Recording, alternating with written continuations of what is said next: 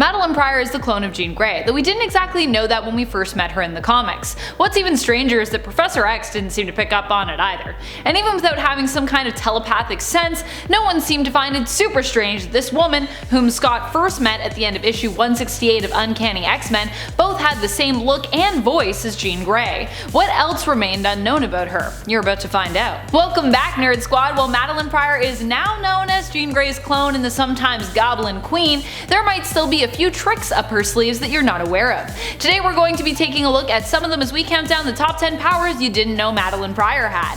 As always, be sure to stick around to the end of this list where I'll have some bonus content coming your way in the form of comment responses. And if you like learning about awesome villains like Maddie, be sure to check out our top 10 supervillains playlist. And be sure to get your hands on the new Hellion series, where she appears in the new Dawn of X line. So good!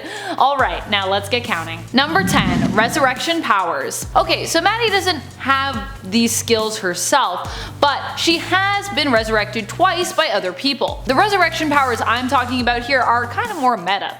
Due to her popularity as a sexy villain and powerful character, she has been brought back multiple times, once by Nate Gray and once by Amora the Enchantress. Basically, Madelyne Pryor, plot armor wise, remains a somewhat unkillable character. She is just awesome and a firecracker, and I have faith that anytime she dies, she'll be brought back.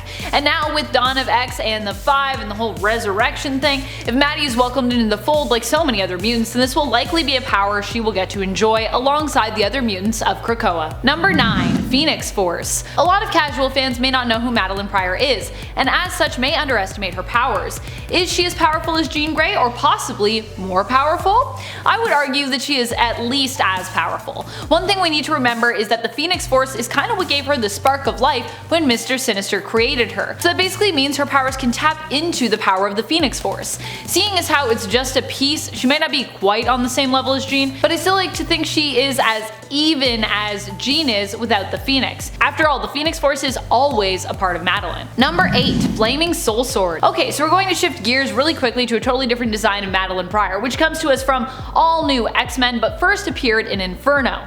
Well, actually before that it appeared in Secret Wars. Not all the stories featuring this version of Maddie were as well received, but I really love this design for her. This Madelyne Pryor is actually an alternate from Earth 91240. She made her very first appearance in Secret Wars issue 2, but found her way into the Prime Earth of 616. Here, Maddie appears having a demonic physiology similar to Magic's look when she becomes her Darkchild persona.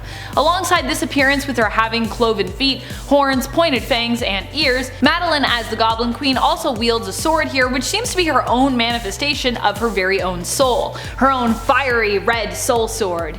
Madelyne wielding a soul sword is a pretty badass look, I cannot deny. Number 7. Ruler of various hell dimensions. Alongside this alternate Goblin Queen in all new X-Men out of 2016, Madelyne also appeared to be the ruler of various hell dimensions. After a young, time-displaced Hank McCoy turns to the world of magic, feeling science has failed him, he uses items that end up being imbued with residual dark magic energy left over from Madelyne Pryor, which causes 12 hell gates to open, allowing Madelyne and her army of goblins and demons to come forth. Number 6. Bamfy. Bamfy is this version of Madelyne Pryor's pet. Sure, a pet isn't really a power, but having magical pets can grant you certain abilities or powers. How many times has Lockheed helped Kitty Pryde in battle? Bamfy is actually an alternate version of Kurt Wagner, also from Earth 91240, a domain of limbo on Battleworld created by God Emperor Doom.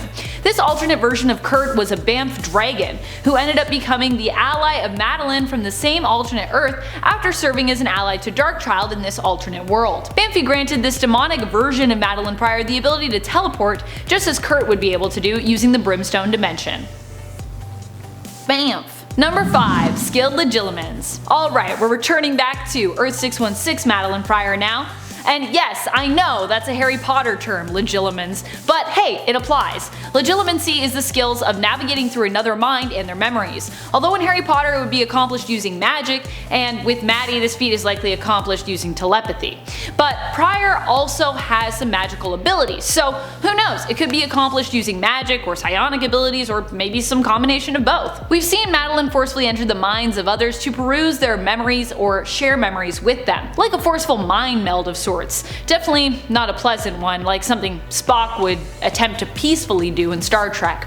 She even managed to achieve such a feat with Jean, forcing her mind into Jean's. Her strength here, of course, could be explained by her connection to Jean, as she is her clone, but she also did this while upholding a psi barrier and managed to go through all of Jean's memories while holding up that barrier, which was being attacked at the time by both the X-Factor and the X-Men teams. Pretty crazy. Number 4. Super strength. Through telekinesis, likely. And perhaps through mystical means as well? Who really knows? In issues 240 and 241 of X-Men, it was revealed to Madelyne that she was Jean's clone, Mr. Sinister's creation.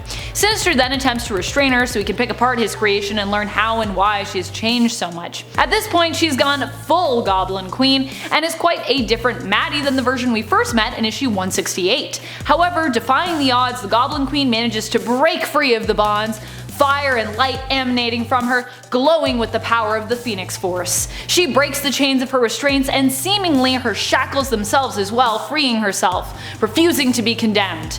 At least her shackles seem to miraculously disappear. I don't really know if we see them actually broken. While this feat of strength might not come from her own muscles, telekinesis often allows those who wield it to perform such feats if they are powerful enough. And as I said before, there are also her magical ties to Limbo and Demon Nastier to consider. Number 3. Possession. Even as a psychic ghost, Madelyne Pryor is pretty powerful. As a ghostly red queen, she managed to possess and brainwash Psylocke. While she didn't manage to get herself her own body, she was able to bring back Psylocke in Quanin's body. Not something we really needed to happen, but there you have it. This time around, Maddie was the one responsible for fusing those two together again. Thanks, Madelyne. She and the Sisterhood of Mutants were then able to control Psylocke, making her do their bidding. With the Sisterhood working with her, she was able to infiltrate the X-Men and almost accomplish her mission of stealing and possessing Jean Grey's corpse as well. Number 2. Tougher than she looks. While Madelyne Pryor doesn't look like a character who is super tough, she is surprisingly so. This was even before she was at the height of her power. She suffered multiple gunshots and against all odds managed to survive. Sinister had wanted her dead and wiped her existence from all records, leaving her as Jane Doe when she was checked into San Francisco Hospital. The doctor said it was a miracle that she managed to survive. Left comatose, she was never expected to recover, but she did. Not sure if this means she maybe has some kind of telekinetic healing factor or what, but it is impressive that she survived and even recovered from this kind of physical, mental, and emotional trauma. Well, her mind definitely became pretty warped following all of this, but one could argue that the spark of Dark Phoenix within her also contributes to that darker side of her. Number 1. Telekinetic Lasso. Oh, the telekinetic lasso, it's so good. Never forget her awesome telekinetic lasso. What an awesome and totally sensible weapon for a Goblin Queen. Maybe we can call it a telekinetic whip instead? I like that better. Seems more fitting on Maddie's general crazy and vicious disposition. Madelyne Pryor as the Goblin Queen used this lasso or whip to wrangle Jean Grey. That's right, her whip was powerful enough to wrangle Jean, who herself is considered, now at least, an Omega level mutant in both psionic areas of power, both telekinesis and telepathy. What's more, her psionic whip was so powerful, it basically rendered Jean powerless.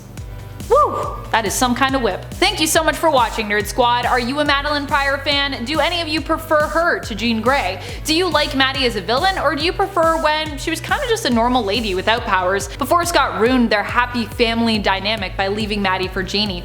Let us know in the comments below. And speaking of comments, it's time to turn to some comments from one of our latest videos, Top 10 Most Powerful Spider-Men. Slam Rahovart comments, "My favorite is Ben Reilly. Hate everything about the Clone Saga, but at least it gave me the Scarlet Spider."